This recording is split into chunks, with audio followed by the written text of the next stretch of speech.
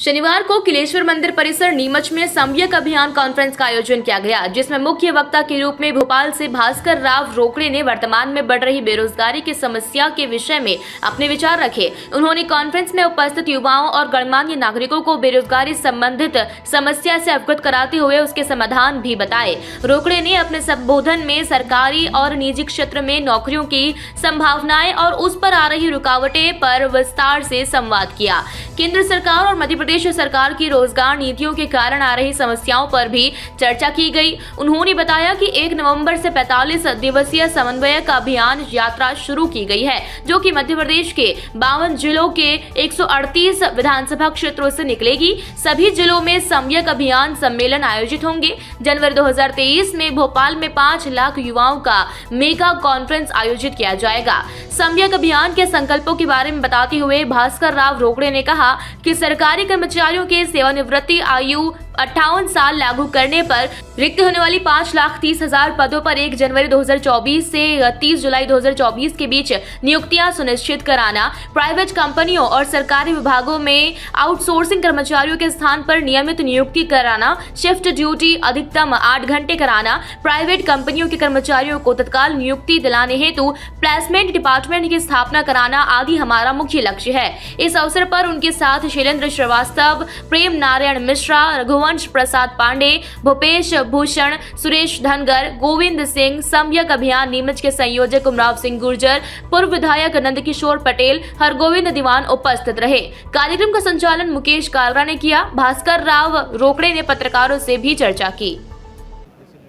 मैंने शिक्षित बेरोजगार युवाओं की दशा और दिशा पर बारीकी से अध्ययन किया और इसके लिए क्या दोषपूर्ण स्थितियां हैं, कौन सी नीतियों में गड़बड़ी हुई है, उसका अध्ययन किया। मेरे सामने 5 मुद्दे सामने आए।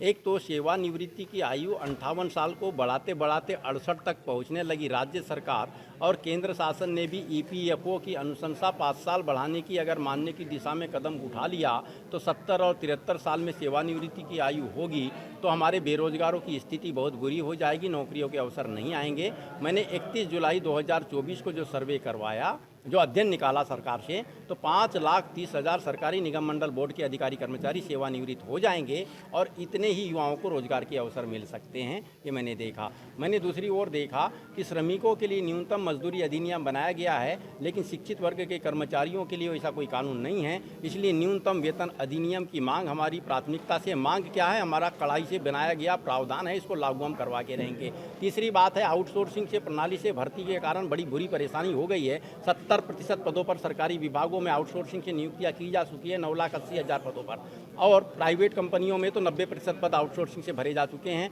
बड़ा भारी अन्याय हो रहा है। कभी भी उनको नौकरी पर रख दो, कभी भी निकाल दो और बहुत कम वेतन दिया जा रहा है। चौथी बात यह है कि इन्होंने 8 घंटे की शिफ्ट ड्यूटी को 12 घंटे कर दिया है और इसके साथ श्रम कानूनों में ढील दे दिया है। इससे अंधाधुंध छटनी हुई है। छटनी के पूरे अधिकार प्राइवेट कंपनियों को मिल गया है और अंधाधुंध शोषण हो रहा है। इस शोषण मुक्त व्यवस्था के साथ रोजगार के अवसर बढ़ाने के लिए पुनः 8 घंटे की शिफ्ट ड्यूटी बहाल करने और श्रम कानूनों को बहाल करने के साथ साथ सरकार का एक प्लेसमेंट डिपार्टमेंट बनाने की आवश्यकता है, जिस पर हम आगे बढ़ रहे हैं। दूसरी चीज़, आखिरी 5वीं बात मेरी यह है कि आबादी के अनुपात में आरक्षण सुनिश्चित हो और एक्सीलेंस कैटेगरी की जो सबसे अर्हकारी परीक्षा में सबसे अधिक अंक लाने वाले हैं उनके लिए 10% एक्सीलेंस कैटेगरी में प्रावधान हो।